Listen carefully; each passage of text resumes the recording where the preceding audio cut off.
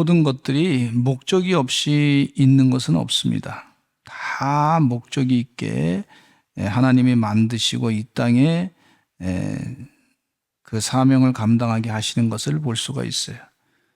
공기가 있으면 또 햇빛도 있고 물도 있고, 이번 어린이날 보니까 비가 많이 와가지고 애들이 바깥에 나가서 활동해야 되는데 놀아야 되는데 실내로 다 들어갔다고 좀 섭섭한 그런 얘기를 들었는데, 비가 내려야 결국은 우리가 산단 말이죠. 하나님의 목적을 가지고 이 세상 모든 것들이 있는 줄로 믿습니다. 근데 이 영적인 깨달음 가운데 나도 하나님이 분명히 목적이 있어서 이 땅에 살게 하셨다, 이런 생각을 꼭 가지셔야 됩니다. 이게 성경 말씀에서 가르치는 진리예요. 나는 이 세상에 쓸모없는 존재다, 필요 없는 존재다, 성경 말씀에 그렇게 말씀하지 않았어요. 그건 우리가 느끼는 감정이지 감정에 속지 마시기를 간절히 축원합니다. 또 지금 현재 좀 억압받고 핍박받고 뭔가 인생이 좀 안 풀리고 그럴 때, 야, 나는 이게 쓸모없는 존재인가 보다, 다른 사람이 나를 환영하지 않으니까 나를 뭐 이렇게 박수도 안 쳐주고 그러니까 나는 별 볼 일 없는 존재인가 보다, 이렇게 생각하지 마시기를 바랍니다. 하나님께서 벌써 이 땅에 태어날 때부터 아주 귀한 존재로 그렇게 만드신 것을 볼 수가 있어요. 목적이 있어요. 하나님의 분명한 계획이 있는 줄로 믿습니다. 그래서 하나님께서 나를 귀하게 만드시고 존귀하게 만드시고 목적이 있게 태어나게 하시고 그 길로 가게 하시는 줄로 믿습니다. 이렇게 생각하고 사시는 여러분 되시기를 간절히 축원합니다. 하나님이 분명히 계획과 그 목적이 있음을 잊지 마셔야 될 줄로 믿습니다. 여기 성물이 있어요. 피아노도 목적이 있게 하나님 만드시고 오르간도 목적이 있게 만드신 걸 볼 수가 있어요. 우리 하나님께서 다 일하시는 것을 늘 바라보시고 그렇게 사시기를 간절히 축원합니다. 오늘은 출생에 대해서 하나님이 우리를 하나님의 뜻을 이루기 위해서 어린아이를 낳게 하시고, 또 우리를 성경 말씀 예수님께서 오늘 본문 말씀에 보면 거듭나게 하시고 하는 내용이 있어요. 그래서 이 출생을 아주 예수님께서 하나님께서 귀하게 여기신 것입니다. 출생, 낳게 하심.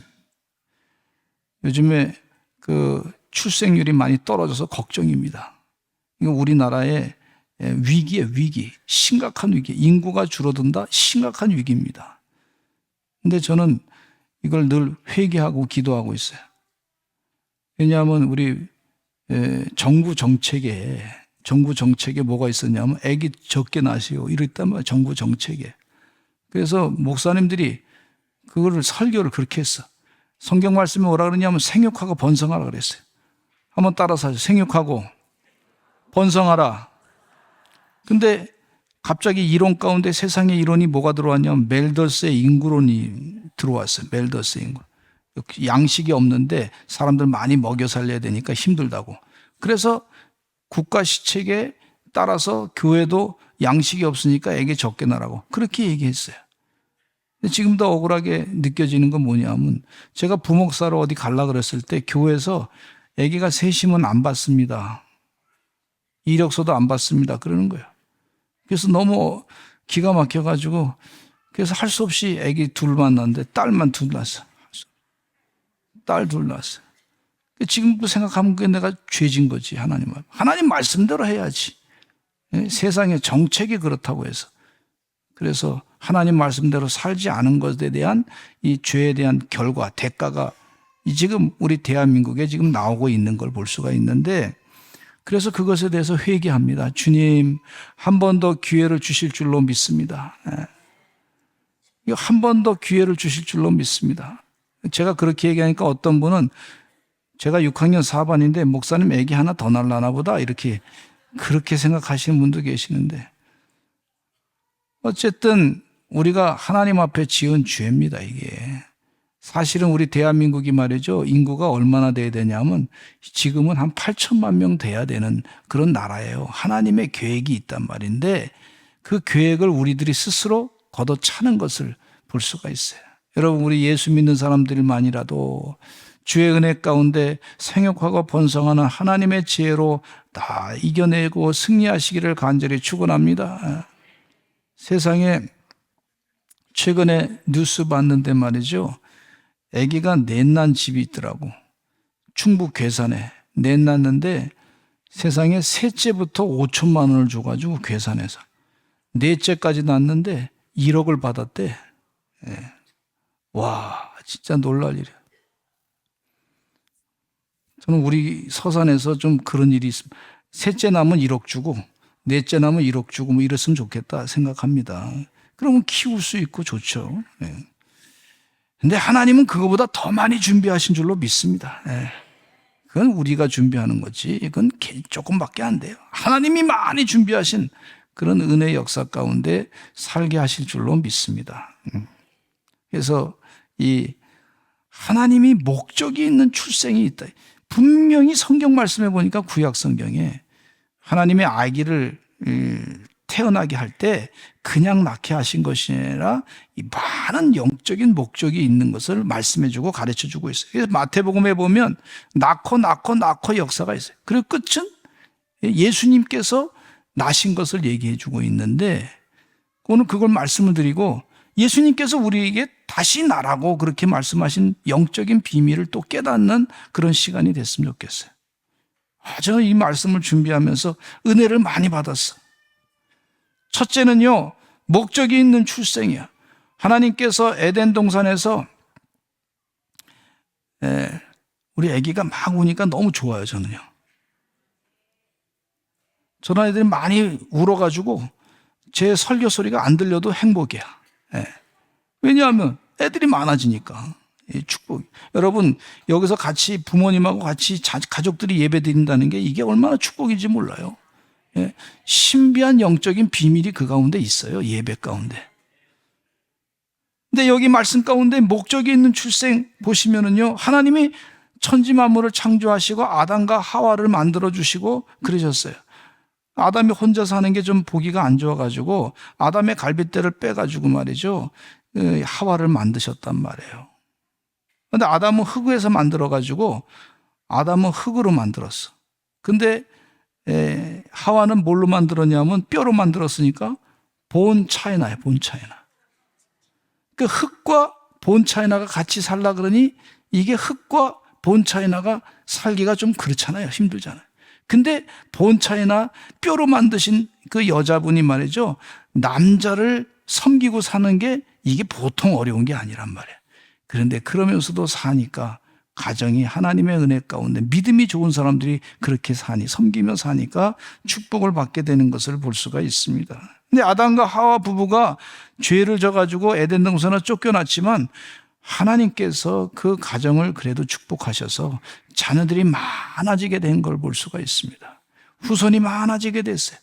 하나님이 목적 없이 만드시지 않았단 말이죠.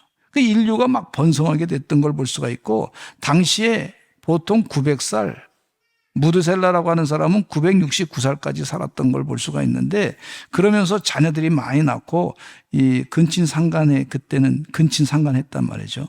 그래서 이 이재만 선교사님 얘기가 서로 친척끼리 결혼해가지고 뭐 열 몇 살 지나고 난 다음에 또 아기 낳고 또 조금 지나고 난 다음에 아기 낳고, 그러니까 969살 사는 동안에 무드셀라가 보니까 몇 대를 걸쳐가지고 보고 그 인류가 많아진 것을 봤단 말이죠. 아브라함의 나이가 100세 때, 사라의 나이는 90세 때 아들 이삭을 낳습니다. 아들 이삭을 낳는데 그 출생을 보니까요, 이삭이 그냥 난 게 아니라 하나님의 목적을 가지고 태어났는데 하나님의 복이 말이죠, 아브라함에게 이어졌고 이삭을 통해서 하나님의 복이 이어진다고 그렇게 약속하셨단 말이에요. 그러니까 이삭의 출생은요, 그냥 출생이 아니야. 아주 인류에게 복을 주시는, 하늘의 별과 같이 바다의 모래처럼 인간이 많아지는 그런 복을 주시는 그런 놀라운 출생인 것을 볼 수가 있어요. 이런 놀라운 출생으로 우리 자녀들이 태어난 줄로 믿으시기를 간절히 축원합니다. 우리 어린이들을 바라볼 때마다 늘 이런 마음을 가지고 하나님 말씀에 적용해서 아이를 봐서 축복해 주시기 바랍니다. 이게 참 중요한 영적인 교훈이에요. 출애굽기서에서 보면은요, 모세가 태어났습니다. 모세가 태어날 당시에는 요셉을 모르는 바로 왕이 있었는데 그 히브리 백성들이 말이죠, 한 200만 명이 고센 땅에서 살았어요. 근데 이 바로 왕이 요셉을 모르는, 요셉에게 도움을 많이 받았던 바로 왕이 400년 전에는 야, 이거 이스라엘 백성들이 참 잘 살게끔 그렇게 도와주고 그랬는데 그냥 이 이스라엘 백성들이, 히브리 백성들이 많이 늘어나니까 애굽의 왕이 볼 때 다른 나라가 쳐들어와서 저들과 그 적군과 이 히브리 백성들하고 접선해가지고 애굽을 물리치면 우리는 힘이 없으니까 그러니까 안 되겠다 싶어가지고 날 때부터 이 어린아이 가운데 이 남자아이는, 히브리 남자는 죽이라 그랬단 말이에요. 그래서 아이들이 많이 죽었는데, 그리고 고생을 많이 하는 동안에 하나님이 역사하셔가지고 모세를 보내가지고 애굽의 공주에게 이 모세가 나일강에서 건짐받고, 그리고 40년은 애굽의 궁정에서 살고 40년은 미디안 광야에서 지내다가 80세에 부름받아서 하나님 은혜 가운데 120살까지 이스라엘 백성들을 애굽에서부터 출애굽하는 그 일을 감당했던 것을 볼 수가 있어요. 그래서 하나님이 이스라엘 백성들을 구원하기 위해서 모세를 출생시킨 것을 볼 수가 있습니다. 그러니까 우리 자녀들이 태어나가지고 태어나서 사는 것은 하나님의 무슨 계획이 분명히 계시구나. 이 신비한 계획을 하나님의 뜻대로 살아야 되겠구나. 그렇게 생각하시며 자녀를 바라보시기를 간절히 축원합니다. 또 한나는요, 아이가 없었던 여인이었어요. 남편의 사랑을 받고 있었지만 남편의 다른 부인 분리나로 인해서 마음이 늘 속상했어요. 자녀가 없다고 말이죠. 분리나라고 하는 사람이 많이 약 올렸어요. 그러니까 한나가 속상해서 하나님께 간절히 기도했습니다. 하나님 도와주세요. 저에게 자녀를 허락해 주실 줄로 믿습니다. 간절하게 기도했더니 하나님께서요, 한나에게 사무엘을 주셨어요. 저희 아내는 서한나인데 딸만 주셨어요. 아들이 있으면 얼마나 좋을까. 사무엘이라고 질걸. 근데 이 사무엘이 태어나가지고요, 이스라엘 나라가 혼란스러울 때 하나님이 그를 들어서 쓰셔가지고 이스라엘 나라가 하나님 은혜 가운데 축복을 많이 받아서 왕이 없어도 이스라엘 나라는 든든하게 세워졌던 것을 볼 수가 있습니다. 할렐루야. 든든하게 세워졌던 걸 볼 수가 있어요. 그리고 이 사무엘 선지자가 이스라엘의 왕에게 두 왕을 기름을 부었어요. 사울 왕도 기름 붓고 또 다윗 왕도 기름 붓고 그렇게 하신 걸 볼 수가 있어요. 그러니까 이 사무엘의 출생은 하나님의 전적인 계획이었던 걸 볼 수가 있어요. 우리 자녀들이, 나의 삶 자체도 하나님의 계획 가운데 이 세상 출생해서 사는 거구나 하는 것을 잊지 마시기를 간절히 축원합니다. 사사기에 보면 하나님께서 사사를 보냈는데 삼손이라고 하는 사람이 유명하지 않습니까? 삼손도 마노아라고 하는 사람이 있었는데 이 마노아의 아내에게 천사가 나타나가지고 삼손이 태어날 것이다, 사사로 태어날 것이다, 블레셋 사람으로부터 고통당했는데 그 고통에서부터 해방시킬 삼손을 태어나게 할 것이다, 이렇게 하신 걸 볼 수가 있어요. 그래가지고 이 삼손이 출생하는데 뭐라 그러냐면 여호와의 사자가 그 마노아의 부인에게 나타나서 이렇게 얘기합니다. 네가 본래 임신하지 못함으로 출산하지 못하였으나 이제 임신해서 아들을 낳으리니 그러므로 너는 삼가 포도주와 독주를 마시지 말며 어떤 부정한 것도 먹지 말지니라, 그렇게 얘기했어요. 네가 임신하여 아들을 낳으리니 그의 머리 위에 삭도를 대지 말라, 칼을 대지 말라. 이 아이는 태에서 나옴으로부터 하나님께 바쳐진 나실인이 될 것이다, 거룩한 백성이 될 것이다, 이렇게 말씀하신 것을 볼 수가 있어요. 그러니까 하나님의 구원 계획 가운데 구약 성경에 보면 출생하게 하셔가지고 그 자녀를 통해 가지고 이스라엘 백성들을 구원시키는 그런 일을 하게 하신 걸 볼 수가 있어요.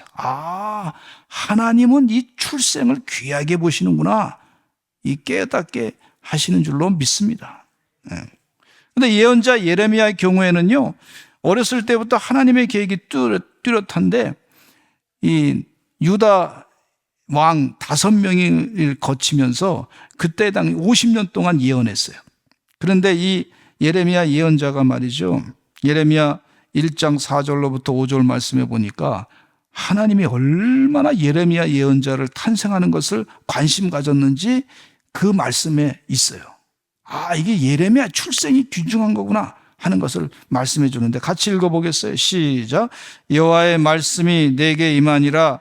이르시되 내가 너를 모태에 짓기 전에 너를 알았고, 네가 배에서 나오기 전에 너를 성별하였고, 너를 여러 나라의 선지자로 세웠노라 하시기로 그랬어요.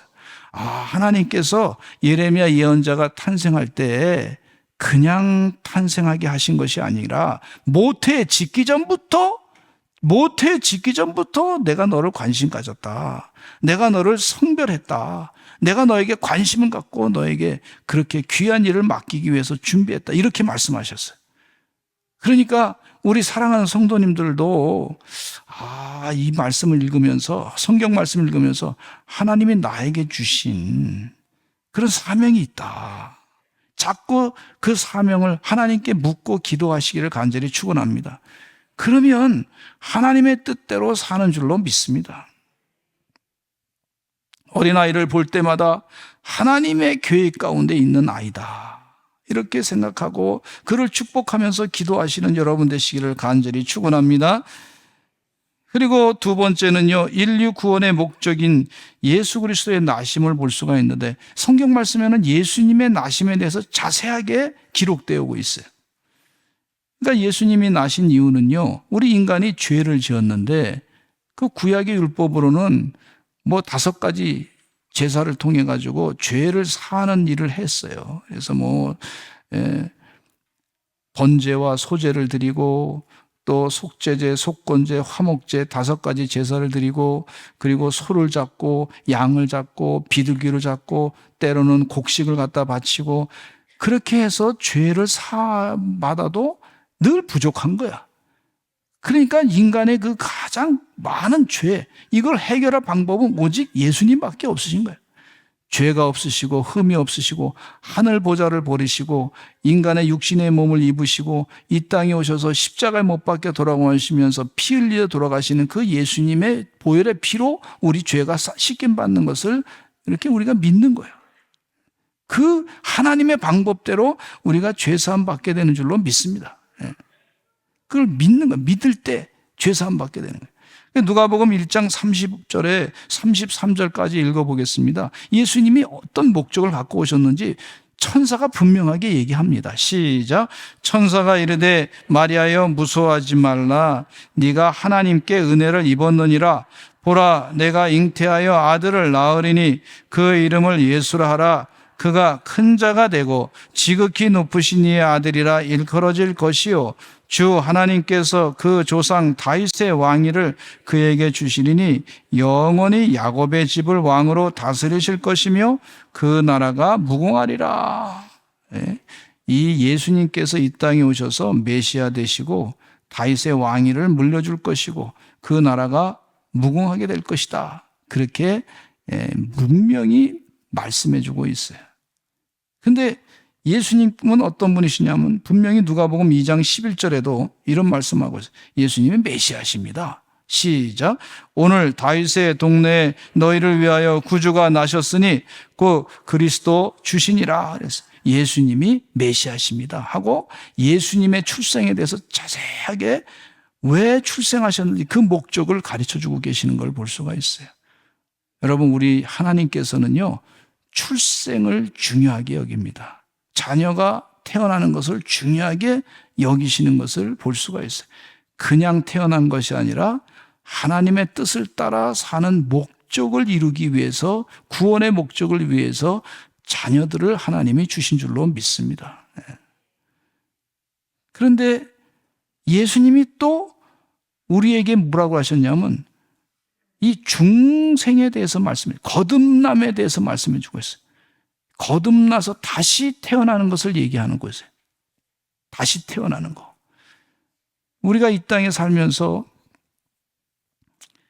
본 어게인 하는 거, 다시 태어나는 출생에 대해서 굉장히 중요하게 하나님이 말씀하셨는데, 이제 그 출생 가운데는 영적인 새로운 본 어게인, 다시 태어나는 출생이 있다고 가르쳐 주고 있어요.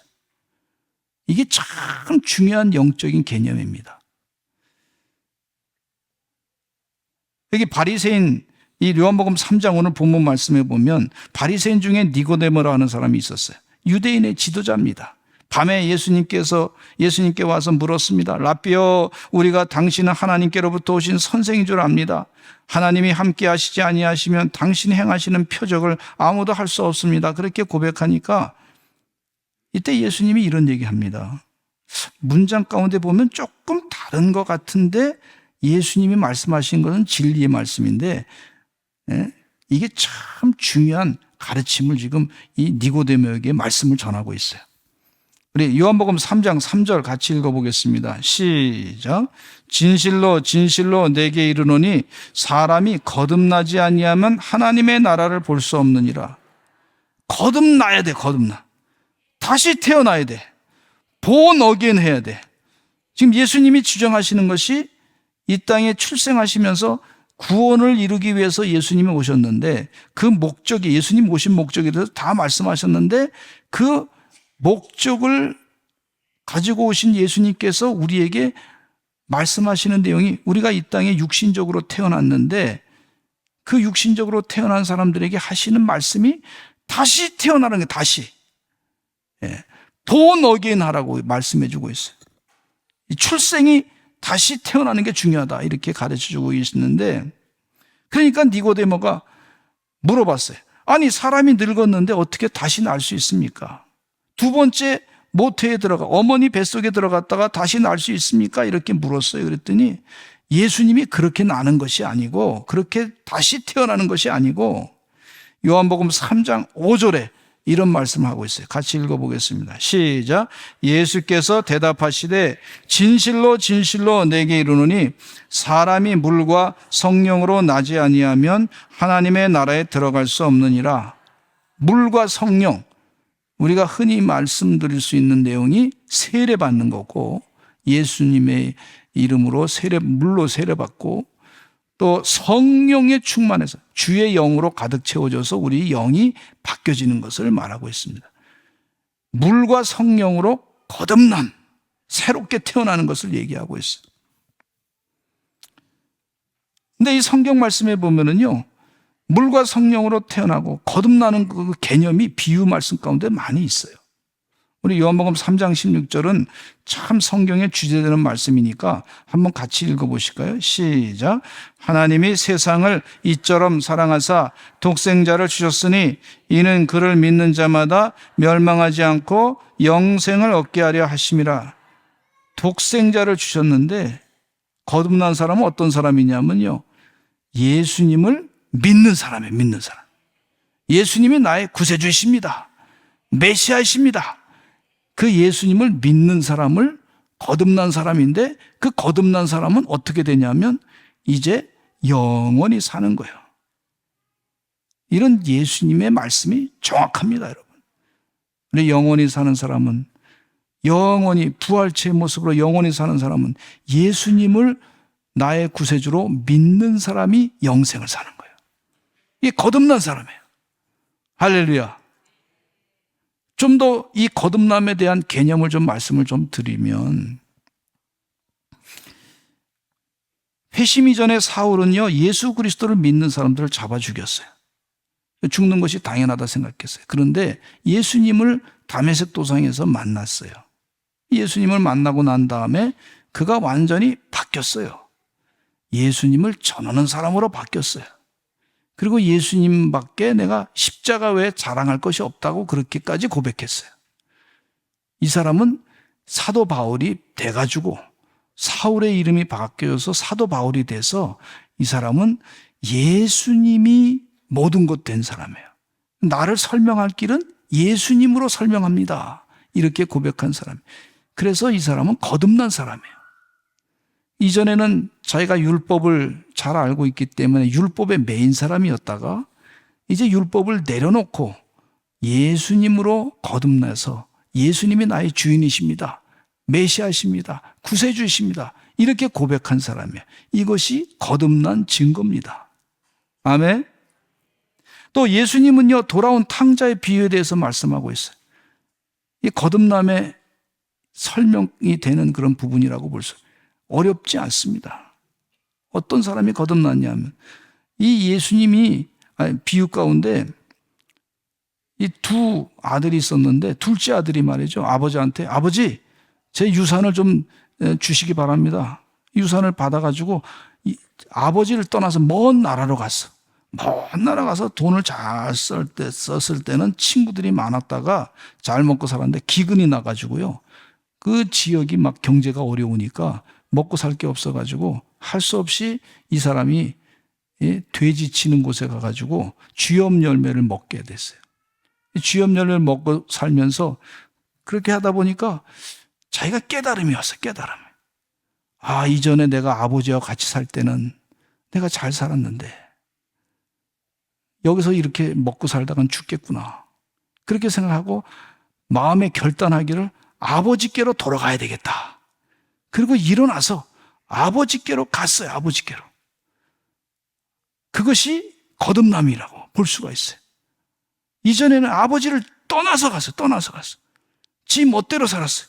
근데 예수님 아버지께로 다시 돌아간 거예요. 그리고 아버지가 얼마나 자기를 사랑해 주는지 막 안아주고 말이죠.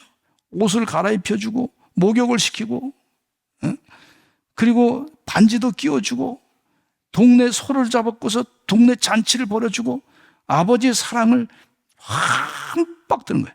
죽었던 아들이 살아 돌아왔다 그러고 아버지가 너무 좋아하니까요. 아버지의 사랑을 잔뜩 깨닫는 것이 바로 거듭난 삶입니다. 할렐루야. 내가 아버지 사랑에 은혜에 겨워서 내가 주님 전에 왔습니다. 이게 거듭난 삶이에요. 예수님 십자가 옆에 있던 한 강도는 예수님께 이렇게 얘기합니다. 내 죄가 많습니다. 내 죄 때문에 죽게 됐습니다. 그런데 주님, 당신의 나라가 임하면 나를 기억해 주옵소서라고 얘기합니다. 그랬더니 예수님 뭘 하시냐면 오늘 네가 나와 함께 낙원에가 있을지어다. 이렇게 말하고 있어요. 내 멋대로 살다가 죄 짓다가 그전에는 죄가 아닌 줄로 생각하고 살았는데 이제 죄가 죄인 줄 알고 이제 예수님 만나니까 이제 낙원에가 살기를 주님 나를 기억해 달라고 부탁했던 것을 볼 수가 있어요. 이제 마지막 순간에 예수님이 나의 모든 것 되십니다. 거듭난 사람이야. 영생을 살게 되는 줄로 믿습니다. 갈라디아서 2장 20절에 이게 핵심적인 말씀인데 이 사도 바울이 거듭남에 대해서 갈라디아서에 정확하게 말씀해 주고 있어요. 같이 읽어보겠습니다. 시작. 내가 그리스도와 함께 십자가에 못 박혔나니 그런즉 이제는 내가 사는 것이 아니요 오직 내 안에 그리스도께서 사시는 것이라. 이제 내가 육체 가운데 사는 것은 나를 사랑하사 나를 위하여 자기 자신을 버리신 하나님의 아들을 믿는 믿음 안에서 사는 것이라. 이 거듭남의 핵심이 아주 중요한 핵심이 뭐냐면 주인이 바뀐 거예요. 주인이. 이전에는요 내가 살았어. 근데 이제는 주인이 바뀌어지기를 예수 그리스도가 내 안에 사는 것이 거듭남입니다. 예수님이 내 안에 삽니다. 이전에는 여기 교회 안 다닐 때는 예수님에 대해서 관심도 없었던 사람도 있어요. 그런데 교회 나와서 예배 드리면서 주님의 뜻이라면 내가 해야 되겠다. 마음 가운데 그렇게 결단하고 사시는 분이 계세요. 그게 거듭남의 증거입니다. 거듭남의 증거. 예수님이 주인이십니다. 돈을 쓸 때도 내가 말을 할 때도 내가 생각할 때도 예수님이라면 이렇게 생각하셨을 거야. 예수님이 이렇게 하셨을 거야. 하고 생각하는 거, 또 말하는 거, 그게 거듭남의 증거입니다. 거듭남의 증거. 아멘? 그렉놀이라고 하는 목사님이 계셨어요. 미국에 유학 가서 보니까 그 기독교 방송국에 그분 설교가 많이 나와. 그래서 설교를 듣고 은혜를 받았는데 이 목사님이 말이죠. 아버지가 5명이에요, 5명.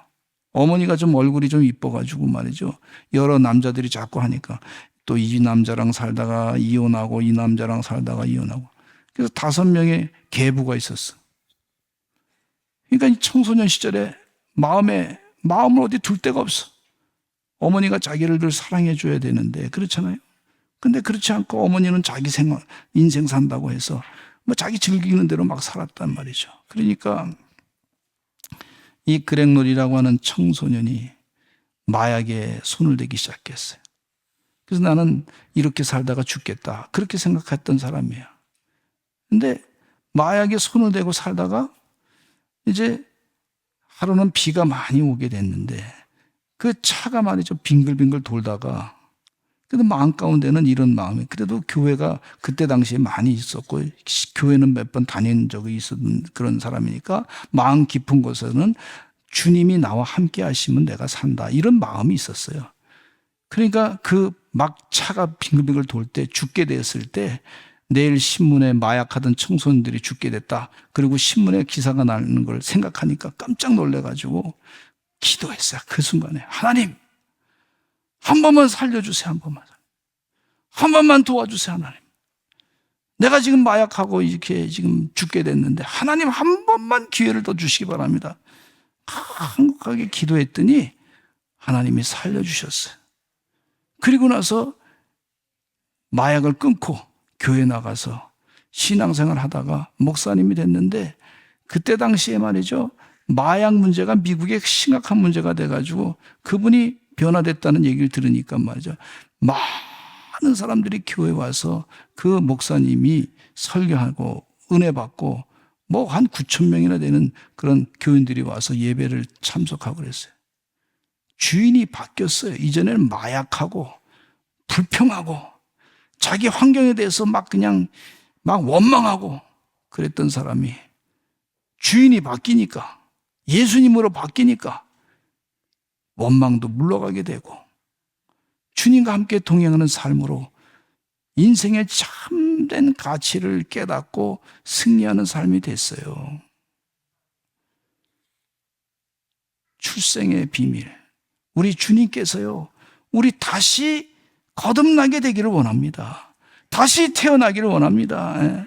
본 어게인 크리스찬이 뭐냐? 예수님이 나의 주인이십니다. 이전에는 내 멋대로 살았습니다.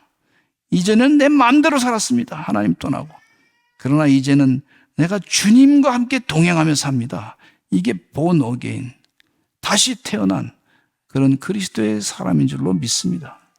그러니까 이분이 말이죠. 이 그렉놀이라고 한 청년이 나는 주님과 동행해야 돼. 그래서 예배당에 또 와서 예배드리고 또 와서 예배드리고 또 찬송하고 또 기도하고 하나님 말씀을 또 묵상하고 그러다 보니까 사람이 신의 성품으로 변화됐어요. 성품이. 하나님의 기적이 일어나는 줄로 믿습니다. 우리 다 같이 주여 하시고 통성으로 기도하겠습니다. 하나님 도와주시어서 우리를 온전히 거듭나게 하시고 영생을 차지하는 삶이 되게 해주시옵소서. 세상에 출생해가지고 하나님의 목적과 뜻을 이루는 사람이 있는데 하나님의 뜻과 목적을 이루는 사람 가운데 영생이 있습니다. 영생. 우리 주님을 의지하고 우리가 영원히 살아야 될 줄로 믿습니다. 영원히 사는 길은요, 우리가 거듭나야 돼요. 거듭나야 돼요. 주님이 나의 주인이십니다. 그랬을 때 영생을 사는 줄로 믿습니다. 우리 다 같이 주여 한번 외치고 기도하겠습니다. 주여